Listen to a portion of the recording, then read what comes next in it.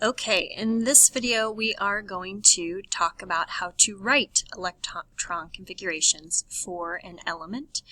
You will need your periodic table for this video to do some of the practice problems. So up on the board I have an example of an electron configuration for an element. So the first thing that I want to do is go over the components of the electron configuration as it's written. So you should notice that there is a number in red, and that corresponds to the energy level, which remember is the distance that that electron is from the nucleus. The letter represents the sublevel or orbital that the electron is in, and remember each sublevel and orbital have a distinct shape. The superscript, so this yellow number, tells us the number of electrons that is in that sublevel or orbital. So for example, in this particular element, there are 2 electrons in the 1s orbital. There are 2 electrons in the 2s orbital. There are 6 electrons in the 2p, and so on and so forth. The superscripts, so these yellow numbers 2, 2, 6, 2, 6, 2, 10, should add up to equal the element's atomic number if the element is neutral. Because remember, ape man, so ape, the atomic number equals the protons, which equal the electrons for a neutral atom. So this particular configuration represents zinc. So if you have your periodic table handy, you can go ahead and check it, and you'll see that zinc has an atomic number of 30, which means that in a neutral atom of zinc, there are 30 electrons. So zinc's electron configuration is 1s2, 2s2, 2p6, 3s2, 3p6, 4s2, 3d10.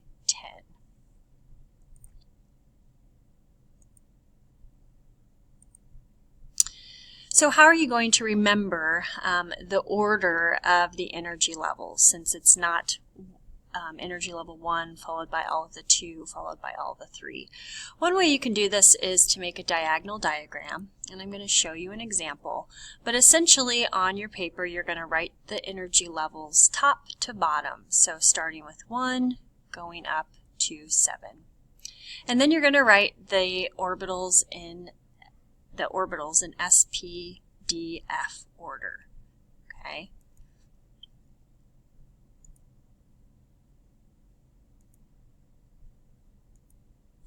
And notice it says write the same number of orbitals as the energy level until you get up to 6 and 7. So in the first energy level, remember there's only one sublevel, the s orbital. In the second energy level, there's an s and a p sublevel. And then the third energy level, there's SPD, and when we get to the fourth, we can go up to F. Also remember that the P sublevel has 3 orbitals. Each orbital holds 2, so we can fit a total of 6 electrons.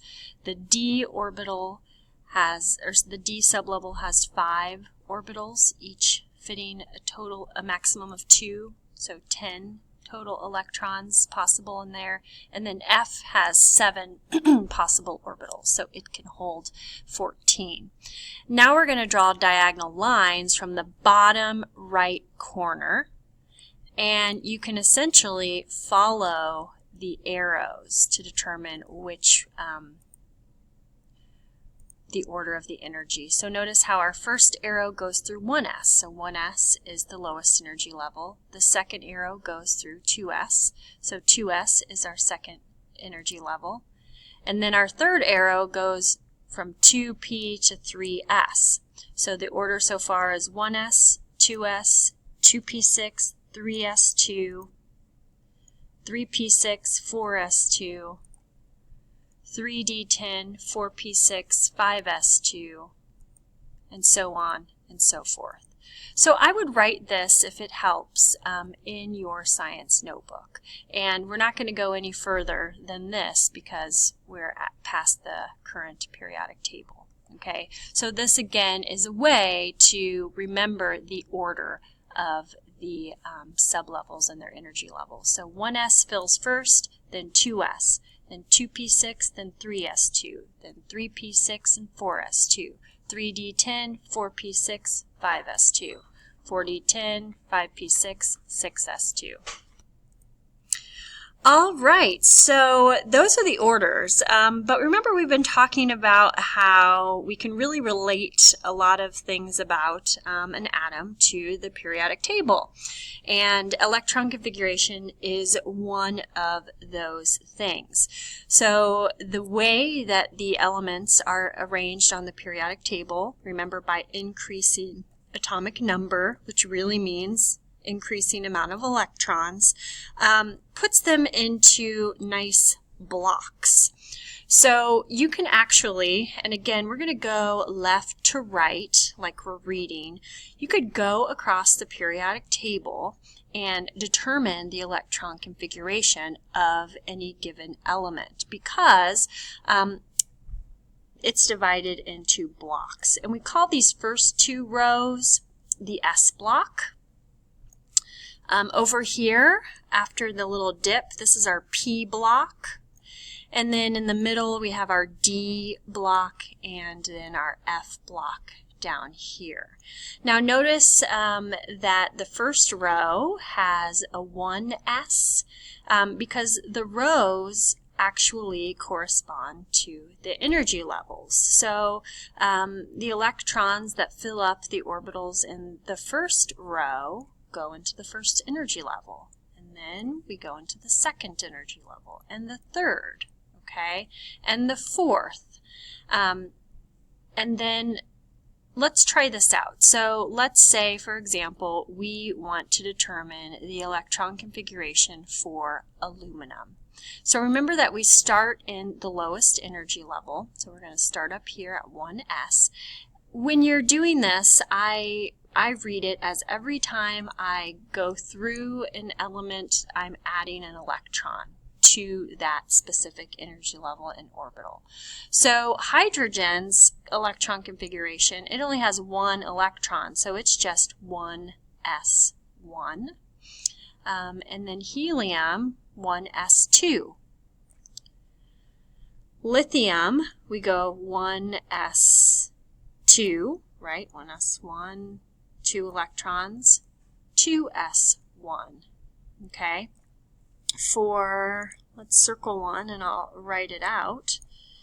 Let's say for boron, we have 5 total electrons. So the first 2 are going to go into the 1s orbital.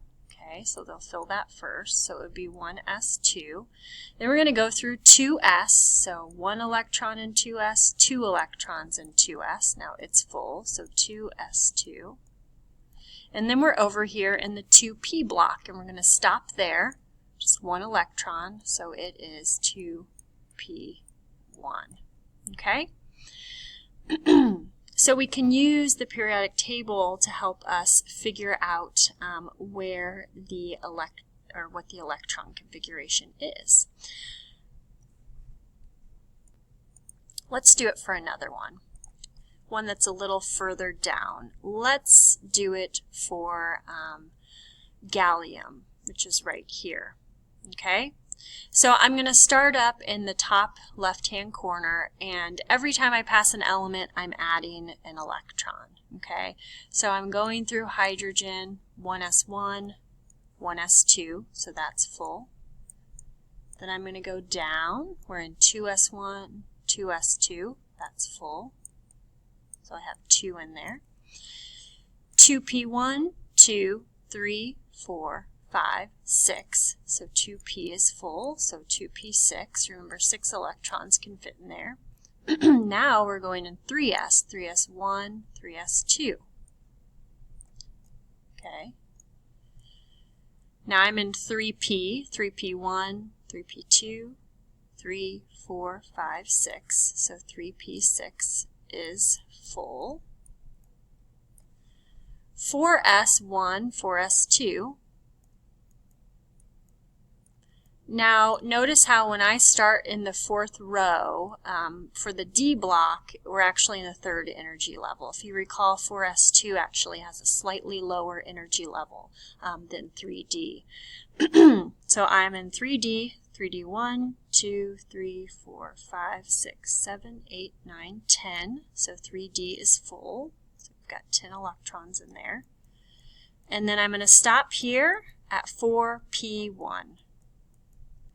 So this is my electron configuration for gallium using the periodic table. There are other ways that we can write the electron configurations. We can write it using an orbital diagram. The orbital diagram is where we're going to use those arrows. So here's an example of an orbital diagram for rubidium, which has an atomic number, so Z equals our atomic number, which remember equals our number of electrons.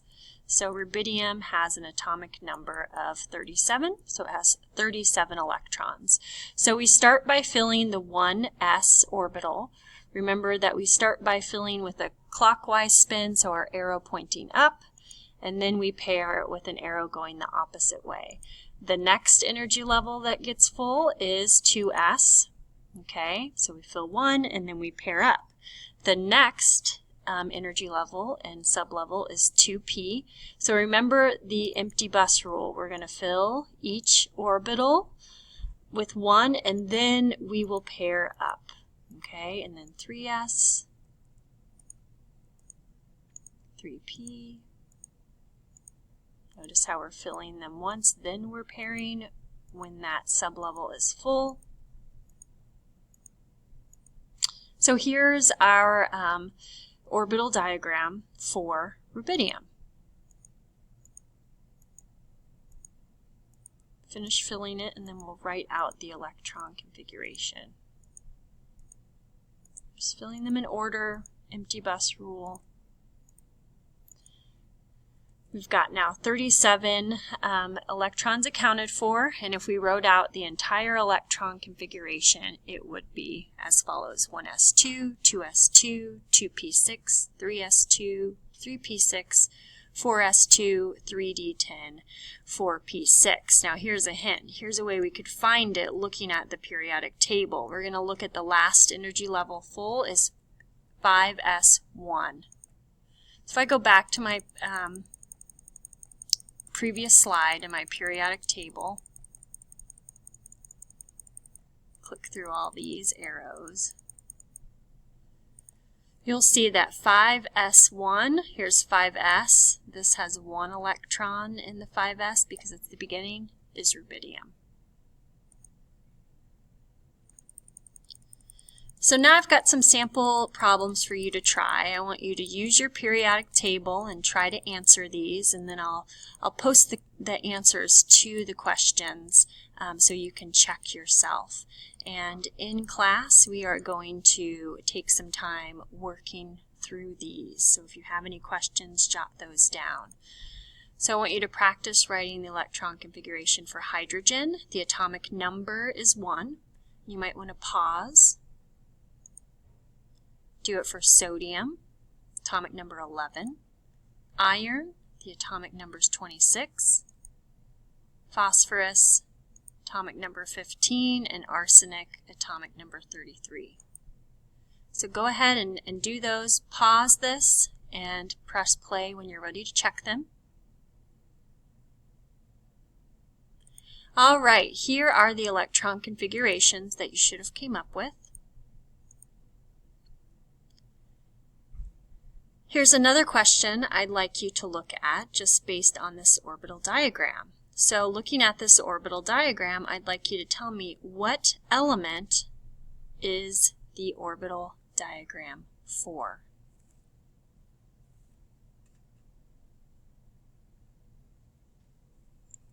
All right, and you should have come up with SB, which is antimony. All right, well, thank you for watching, and we will go over and practice writing electron configurations more.